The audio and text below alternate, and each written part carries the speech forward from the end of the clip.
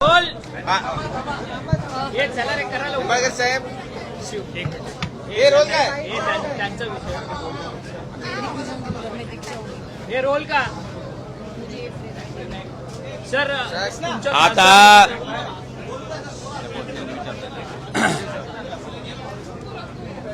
मला वाटतंय मुंबईत ख्या वृत्तवाहिनीवर खासदार निधी मिळालेल्या बाबतीत त्या ठिकाणी आलंय.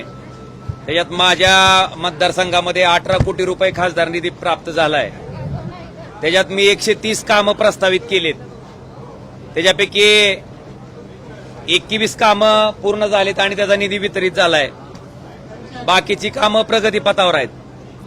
तर मला खासदार निधीच्या बाबतीत लोकांच्या मनात जो संभ्रम होतोय त्याच्या बाबतीत मला सांगायचंय की मी 2019 ते 24 खासदार होतो.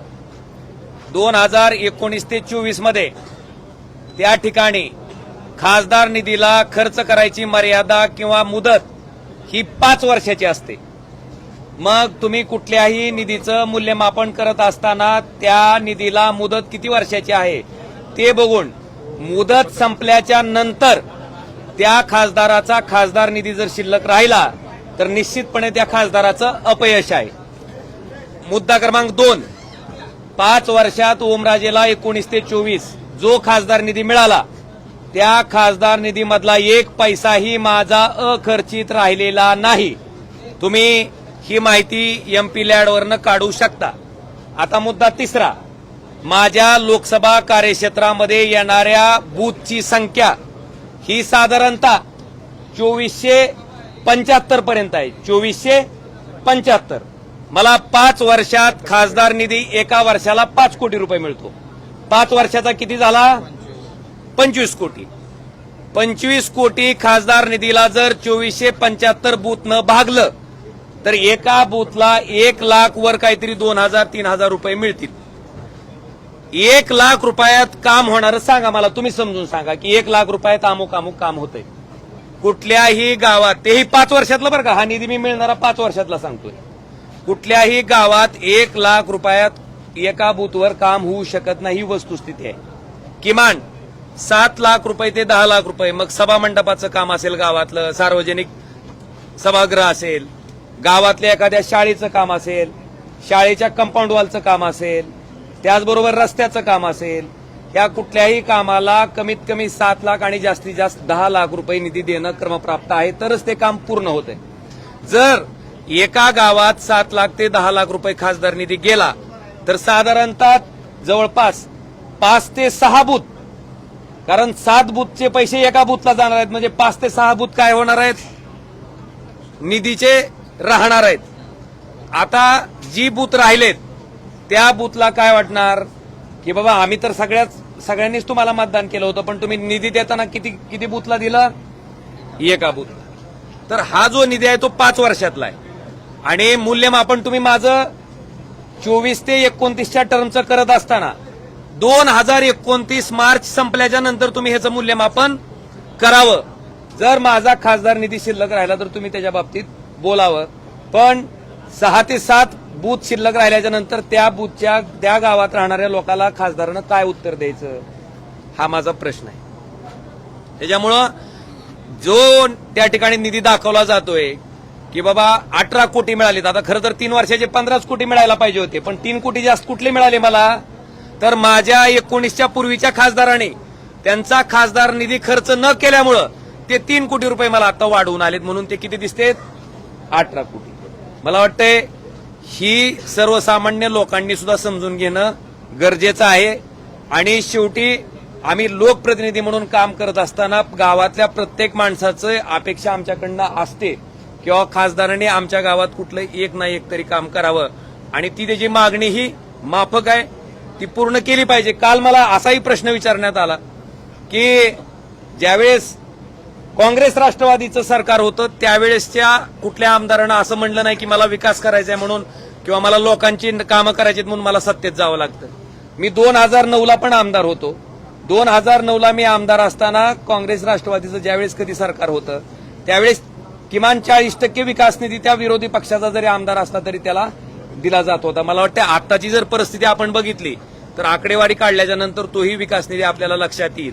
खासदार निधी ठीक आहे, पण बाकीचा जो विकास निधी आहे, जिल्हा नियोजन समितीचा असेल, आपले विविध शासनाचे हेड असतील, त्याचा मिळणारा निधी सुद्धा विरोधी आमदाराचा, विरोधी खासदारा जर आपण काढला तर मला वाटतंय ह्या प्रश्नाचं उत्तर त्या ठिकाणी आपल्या सगळ्याला आपसूक मिळेल. आणि सगळ्यात महत्वाचं, आम्ही शेवटी मतदारसंघातल्या सर्वसामान्य माणसाशी देणं लागतोय. मी माझ्या आयुष्यातला पूर्ण वेळ मतदारसंघातील सामान्य माणसासाठी दिलाय आणि त्या सामान्य माणसाला सुद्धा जर आपण विचारलं की बाबा ओमराजे खासदार म्हणून काम करत असताना तुमची कुठलीही अडचण आली तर ओमराजे तुम्हाला उपलब्ध होता का? तुमच्या अडचणीच्या काळात ओमराजे उपलब्ध होता का? तुमच्या समस्याच्या काळात ओमराजे उपलब्ध होता का? मला वाटतं ह्या प्रश्नाचं सुद्धा उकल तुम्ही करणं गरजेचं आहे. आम्ही काम करत नसू, आम्हाला त्या ठिकाणी काहीच केलं नसेल आणि जर आम्हाला नाही लोकांनी रिझल्ट दिला तर आम्ही निश्चितपणे मान्य करू. मी स्थानिक स्वराज्य संस्थेचं सुद्धा बोललो, मी अजून परत त्याचं तुम्हाला परत रिपिटेशन करतो. जिल्हा परिषद, पंचायत समिती आणि नगरपालिका ह्या तिन्ही निवडणुकामध्ये आमचे निष्ठावंत कार्यकर्ते जे माझ्यासारखेच 24 तास लोकांसाठी काम करणार आहेत, मी अनेक लोकांचं नाव या ठिकाणी घेऊ शकतो. हे नगराध्यक्ष पदासाठी, नगरसेवक पदासाठी, जिल्हा परिषद सदस्य पदासाठी, पंचायत समितीसाठी निवडणूक लढवत होते. असं असताना सुद्धा पूर्ण धाराशिव लोकसभा मतदारसंघामध्ये त्या ठिकाणी आमच्या सदस्यांना अतिशय दारुण पराभव स्वीकारावा लागला. मग आमची लोक त्यावेळेस निवडणूक लढवत होते, ही निष्ठावंतच होती, मशाल या चिन्हावरच निवडणूक लढवत होते. मग आमच्या लोकांना 3 नंबर 2 नंबर, धाराशिवचं उदाहरण, सोमनाथ गुरव नाव, तुम्ही वाटल्यास धाराशिवला जावा. सोमनाथ गुरव नावाचा जो नगराध्यक्ष पदासाठी उमेदवार होता तो 2 टर्मचा नगरसेवक आहे. त्याचं काम विचारा लोकांना. जर लोक म्हटले की नाही नालायक माणूस होता, काही कामाचा नव्हता म्हणून पाडला, मान्य करीन. पण लोक जर म्हणले की हा काम करत होता, 24 तास लोकांसाठी देत होता आणि तरी सुद्धा त्याचा पराभव झाला, तर निश्चित तुम्ही, मला वाटतंय की मी सुद्धा जनतेला प्रश्न विचारणं गरजेचं आहे की बाबा ह्या कार्यकर्त्यांचा का पराभव झाला. मला त्याच्या पाठीमागचं एवढंच उत्तर मिळतंय की तुमच्याकडे सत्ता नाही, मग तुमच्याकडे स्थानिक स्वराज्य संस्था दिली तर तुम्ही कसं काम करणार. मला वाटतं हा प्रश्न त्या माणसाच्या मनात पडला असेल, म्हणून मी असेल, आमचे आमदार असतील, आमचे कार्यकर्ते असतील, ह्यांनी पूर्ण वेळ सामान्य माणसासाठी काम करून सुद्धा त्यांना स्थानिक स्वराज्य संस्थांमध्ये अख्ख्या लोकसभा कार्यक्षेत्रामध्ये एकही पंचायत समिती आमच्या विचाराची निवडून आली नाही, एकही नगरपालिका त्या ठिकाणी आमची निवडून आलेली नाही आणि जिल्हा परिषदला तर अतिशय वाताहत त्या ठिकाणी आमच्या उभा राहिलेल्या निष्ठावंत कार्यकर्त्याची झाली. मग माझ्या मनात हीच खंत आहे की सामान्य लोकांनी जो कौल दिला त्या ठिकाणी मतदान करत असताना तो सत्तेच्या बाजूने दिला, त्यांची विकास कामं होण्यासाठी दिला, तर मला वाटतं त्याच्या बाबतीत जी मी भूमिका घेतली ती मला गैर वाटत नाही.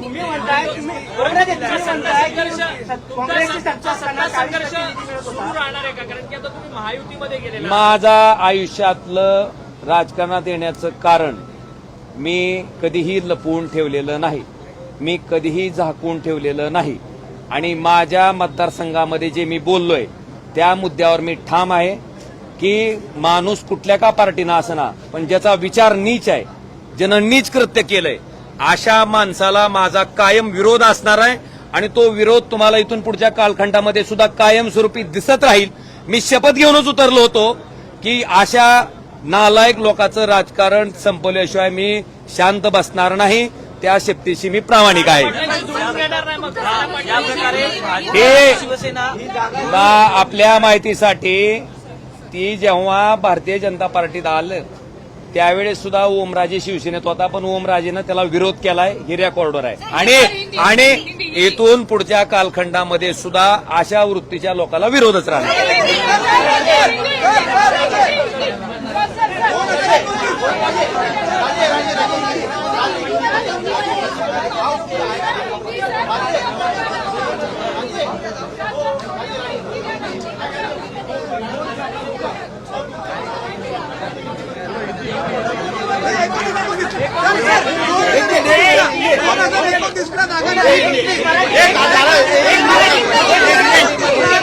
जाऊ का हिंदी हो जाता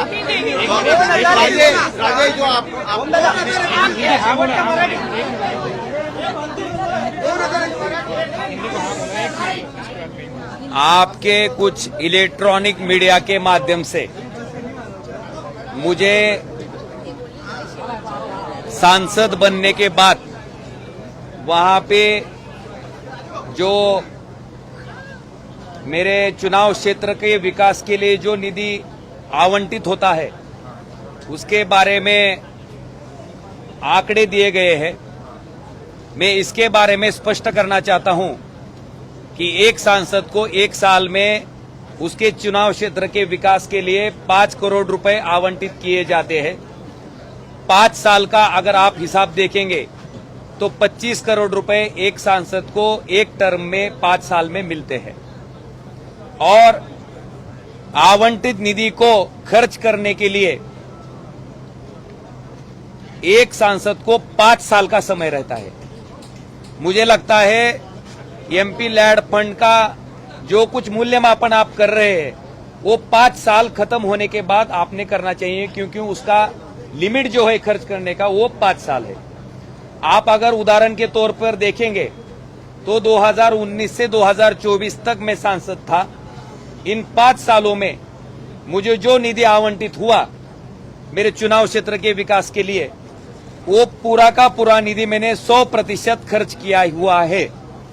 अभी मेरा दूसरा टर्म चल रहा है, उसमें 24 से 29 तक जो निधि मुझे मिलेगा वो पूरा का पूरा 29 के बाद अगर एक पैसा भी बचता है तो उसके लिए मैं बिल्कुल जिम्मेवार हूं। दूसरी बात, जो बताया जाता है कि बाबा 5 करोड़ रुपए यानी 5 साल के 25 करोड़ रुपए में चुनाव क्षेत्र में मेरे वार्ड कितने हैं, तो 2475 मेरे चुनाव क्षेत्र में वार्ड है और उन सारे वार्डों ने मुझे वोट डाला है। तो 25 करोड़ को अगर आप 2475 चुनाव क्षेत्र के वार्ड से अगर आप डिवाइड करेंगे तो हर एक वार्ड में 1 लाख रुपए और उससे आगे 2000 रुपए, 1 लाख 2000 रुपए या 3000 रुपए कुछ तो हिसाब आएगा। 1 लाख रुपए में एक वार्ड में क्या काम कर सकते हैं हम? कुछ भी नहीं हो सकता। 1 लाख रुपए में कुछ काम नहीं हो सकता। कम से कम 7 लाख रुपए से 10 लाख रुपए तक अगर कोई सभागृह देना होगा, कोई रास्ता करना होगा, स्कूल के लिए इमारत एक जो उसकी वर्ग खोली होती है वो देनी होगी, तो उसके लिए कम से कम 7 लाख रुपए से 10 लाख रुपए तो निधि आवंटित करना जरूरी है। इस काम को अगर एक वार्ड में हम निधि ये 7 लाख रुपए से 10 लाख रुपए देंगे तो मुझे लगता है लगभग 6 से 7 प्रभाग 6 जो वार्ड है वो निधि से वंचित रहेंगे और वहां के लोगों को ऐसा लगेगा कि बाबा एक ही वार्ड में आपने निधि आपका दिया है, 6 वार्ड को आपने निधि दिया नहीं है, तो उनको भी अन्याय की भावना उनके मन में भी आएगी। इस कसौटी की सीढ़ी पे हम चलते हैं। तो मेरा कहना इतना ही है कि ये हमारे सामने आने वाली दिक्कतें हैं।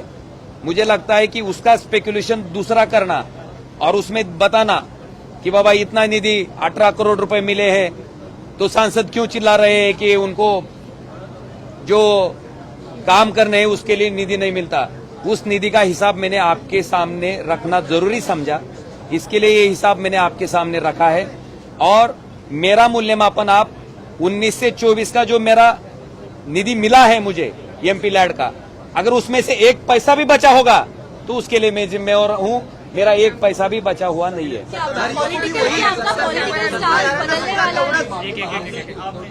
सर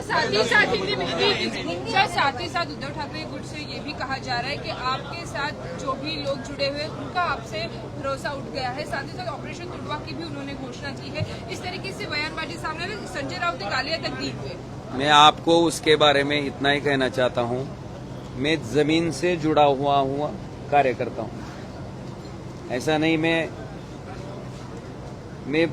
पूरा मेरा जितना समय मिलता है, मेरा कुछ व्यवसाय भी नहीं है, ना मेरी कुछ शुगर फैक्ट्री है, मेरी कोई शैक्षणिक इंस्टीट्यूट है, और मेरा पूरा का पूरा समय जो मेरे चुनाव क्षेत्र के लोग हैं, जो एकदम आखिर का तबका है, उनसे मैं डायरेक्टली जुड़ा हुआ हूं, उनके लिए मैं काम करता हूं और मेरा काम प्रामाणिक है, मैं उनके लिए करता हूं, ये विश्वास उन लोगों के मन में भी है।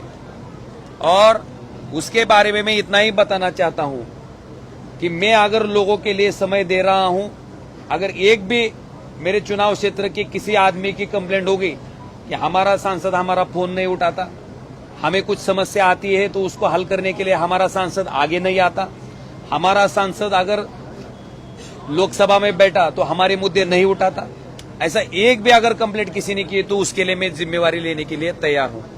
मैं पूरे ईमानदारी से उनके लिए काम करता हूं और मैं इतना ही कहना चाहता हूं कि मुझे इसका गुरूर नहीं है, मैं काम करता हूं, इसके लिए मैं बोलता हूं। और हमारे लोकशाही में लोक प्रतिनिधि का कर्तव्य है कि उनके लिए जो जिम्मेवारी है वो निभाना है। वो निभाने में मैं कहीं भी कुछ भी कमी मेरे तरफ से नहीं है। और मुझे लगता है निश्चित तौर पर कुछ लोगों को मेरे ऊपर प्यार है, एकदम कनेक्ट हो, उनको ऐसा नहीं लगता कि ये सांसद है, उनको लगता है कि मेरे घर परिवार का कोई तो आदमी है। तो उसके कारण कुछ लोगों को मेरे ऊपर इंस्टेंट रिएक्शन जो रहती है वो आई है। मैं उसके बारे में कभी झुटलाता नहीं। और आपको एक बात बताना चाहता हूं, मेरा कमेंट सेक्शन अभी तक बंद नहीं हुआ है, मैं सुन रहा हूं, जो कुछ बोल रहे हैं मैं सुन रहा हूं, मैं सारे फोन भी ले रहा हूं, उनसे बात कर रहा हूं मैं कि ये निर्णय के लिए मुझे किस मजबूरी में आना पड़ा, किस लिए मैं आया हूं, ये भी बात उनको समझा रहा हूं। और मैं इतनी ही बात कहना चाहता हूं कि ये सारे बातें बनाने के बाद उनको भी मेरी बात समझ में आ रही है। मैंने जो निर्णय लिया हुआ है, मैंने मेरे चुनाव क्षेत्र में जाकर लोगों से बात करके मैंने ये निर्णय लिया हुआ है। कुछ लोगों को दिक्कत है तो बिल्कुल उनके पास मैं जाऊंगा, मैं उनके लिए आंसरेबल हूं, उनको मेरी दिक्कतें बताऊंगा, मैंने क्यों ये निर्णय लिया है इसके बारे में उनको अवगत करूंगा। और मेरा जो काम है वो जितने स्पीड से मैं पहले काम कर रहा था उतने ही स्पीड से मैं काम करूंगा। और अगर सत्ता का साथ, सरकार का साथ दोनों मुझे मिलता है तो मैं और अच्छी तरीके से काम मेरे चुनाव क्षेत्र में कर पाऊंगा। और मैं आपको एक ही बात बताना चाहता हूं, मैं बात करने से ज्यादा मैं आगे के 6-7 माह में उसका रिजल्ट लोगों के सामने रखूंगा। मुझे लगता है वो रिजल्ट देखने के बाद लोग भी मेरे निर्णय के पक्ष में आ जाएंगे। सजा दिलाने की बात की थी और इस मुद्दे को काफी उठाया था, क्या लगता है सत्ता निश्चित तौर पर मेरा राजनीति में आने का मकसद सिर्फ वही है।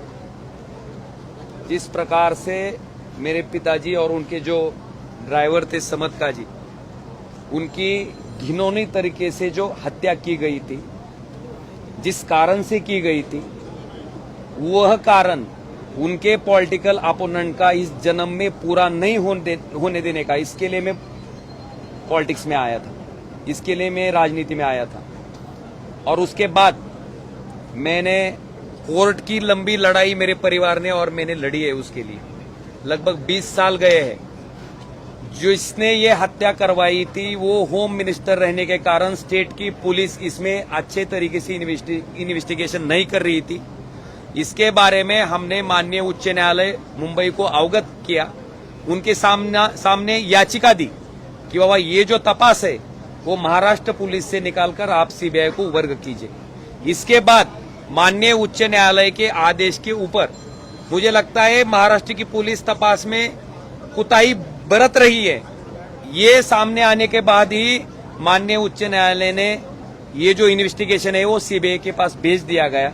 इसमें 3 साल गए और 20 साल 16 दिन की लड़ाई के बाद जो निर्णय माननीय कोर्ट ने दिया उसमें मुझे एक बात का सिर्फ बहुत कि मैं मेरे परिवार को, मेरे बारे में अगर मेरा न्याय नहीं हो सकता, कोर्ट बता रहा है, कोर्ट कहता है कि इनमें पॉलिटिकल इनिमिटी थी, कोर्ट बता रहा है कि मारने का उद्देश्य भी था, लेकिन महाराष्ट्र के पुलिस ने जो इन्वेस्टिगेशन किया है उसके बुनियाद के आधार पर अगर उनको छोड़ा जा रहा है, अगर सारे लोग निर्दोष है तो फिर यह हत्या की किसने? ये सवाल मेरा न्यायपालिका के सामने है। और मैं इसके बारे में माननीय मुख्यमंत्री देवेंद्र जी फडणवीस साहब, माननीय उप मुख्यमंत्री एकनाथ जी शिंदे साहब और हमारे देश के गृह मंत्री अमित शाह जी को, उन्होंने मुझे ये आश्वस्त किया है कि इसके बारे में सीबीआई हाई कोर्ट में जाएंगी और इसके इस फैसले के खिलाफ अपील करेंगे। मैं हाई कोर्ट में जाने के बाद इस फैसले का मुझे न्याय मिलने का इंतजार कर रहा हूं और मुझे लगता है पवन राजेश साहब का लड़का होने के नाते मेरे परिवार को न्याय देना मेरा पहला मकसद है। मैं उसकी राह देख रहा हूं, न्याय की गुहार में हूं और अपेक्षा यही है कि मेरे साथ माननीय उच्च न्यायालय तो न्याय करे। इस पूरे मामले में जिस तरीके से कोर्ट का जजमेंट सामने आया है, सारे मुलजिम जो थे उनको रिहा कर दिया गया है, आपकी इस बारे में पक्षश्रेष्ठी से बात हुई है? मैं आपको ही बात पूछना चाहता हूं कि अगर सारे निर्दोष है तो फिर ये हत्या की किसने, मेरा सवाल है। और 20 साल में जो आरोपी 14 साल 15 साल जेल में थे, कुछ 2 साल, कुछ 4 साल, कुछ 6 महीने, अगर इसमें कुछ था ही नहीं तो इतने साल ये आरोपी जेल में क्यों थे?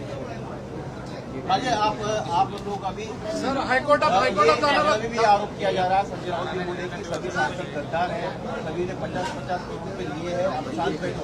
मैं आप मेरे चुनाव क्षेत्र में अगर जाकर किसी से पूछेंगे, किसी से भी पूछेंगे, तुम्ही माझ्या मतदारसंघात जाऊन कुणाला जरी विचारलं 2022ला ज्यावेळी शिवसेना फुटली, मग आम्ही जर पैशाचे हव्यासी असतो, आम्ही जर सत्तेचे हव्यासी असतो तर 22लाच फुटलो असतो ना। 4 वर्ष वाट बघितली असती का? 4 वर्ष तुम्ही म्हणताय की पैशासाठी, मग 4 वर्ष आम्ही आमचं नुकसान करून घेतलं असतं का? आमचं, मी कसा माणूस आहे माझ्या मतदारसंघातील लोक जाणते, त्यांना मी कशा पद्धतीनं काम करतोय हेही माहिती आहे आणि आपल्या समोर सांगतो की मी ज्या पद्धतीनं काम करतोय हे सामान्य माणसाला माहिती आहे। पैसे असेल, पद असेल, ह्या गोष्टी माझ्यासाठी अतिशय गौण आहेत। माझ्या पूर्ण जीवनात त्याला कधीही महत्वाचं स्थान नाहीये, हे मी तुम्हाला आवर्जून सांगू इच्छितो। आणि राऊत साहेब असतील, मला त्यांच्याबद्दल बोलायचं नाही, मी कायमस्वरूपी म्हणतोय की मी एक सामान्य कार्यकर्ता आहे। राऊत साहेब फार मोठे व्यक्तिमत्व आहे, मी त्यांच्याबद्दल, त्यांच्या वक्तव्याबद्दल माझ्यासारख्या सामान्य माणसांना बोलणं मला योग्य वाटत नाही। उद्धव ठाकरे जी, आपके चुनाव क्षेत्र में आपके 2029 मध्ये ही जागा तुमच्यासाठी सुटली नाही तर तुमची भूमिका काय असणार आहे? आपके सवाल के ऊपर मेरा जवाब इतना ही है कि 2022 में शिवसेना पहली बार फूटी थी। अगर हमारा मकसद, मेरा मकसद पैसा रहता, पद रहता, तो मैं 2022 को ही चला जाता ना। 2022 से 2026 तक की राह में नहीं देता था। दूसरी बात, मेरे चुनाव क्षेत्र का जो मतदाता है, इसके बारे में मेरा आचरण रहा है, मेरा जो काम रहा है, इसके बारे में भली भांति उसको पता है मैं किस प्रकार काम करता हूं और मैं सामान्य आदमी के लिए काम कर रहा हूं। मेरे इसमें पैसा होगा, कोई पोजीशन होगी, ये कभी मेरे जीवन में प्राथमिकता नहीं रही है। मेरी प्राथमिकता जो मेरे चुनाव क्षेत्र के लोग हैं, उनको कोई दिक्कत आती है तो उसके लिए मेरी प्राथमिकता रही है और इसके बारे में मेरे चुनाव क्षेत्र के लोग अवगत है।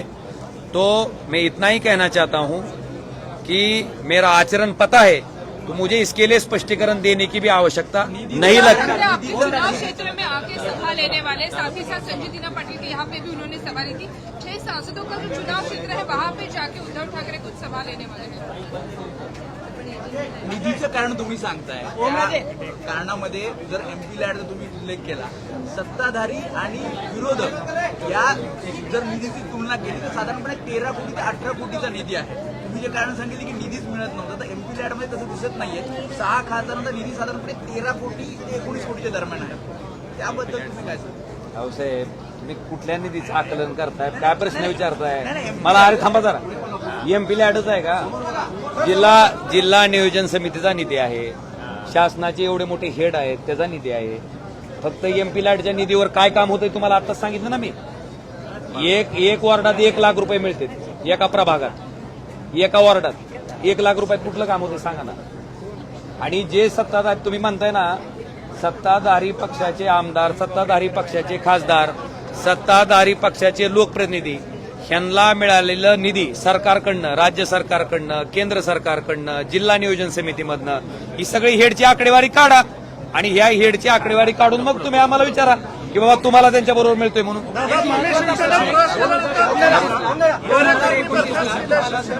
मला वाटतंय मी फक्त तुम्हाला निधीची आकडेवारी सांगण्यासाठी इथं येणार होतो, पण तुम्ही ऐका, मी सगळ्या गोष्टीबद्दल बोलण्यापेक्षा माझा विश्वास कामावर आहे. मी कामातनं ह्याचं उत्तर तुम्हाला येणाऱ्या भविष्यकाळात देईन आणि तुमचे प्रश्न बी संपणार नाहीत. तुम्ही कसं असतंय, ज्याची वृत्ती घाण असती, ज्याचं कार्य नीच असतंय, अशा माणसाची मैत्री होऊ शकत नाही. असे अरे नाही 2019चं काढ ना. 19 मीच तुम्हाला विचारतो 19ला मी काय केलं होतं? अरे बाबा मीच विचारतोय की 2019ला भारतीय जनता पार्टी आणि शिवसेना एकत्र होते, तरी ओमराजेनं काय केलं होतं? काय केलं होतं ना तुम्ही सांगा मला. ओमराजेनं विरोधच केला होता आणि ओमराजे ह्या प्रवृत्तीला विरोधच करत राहणार.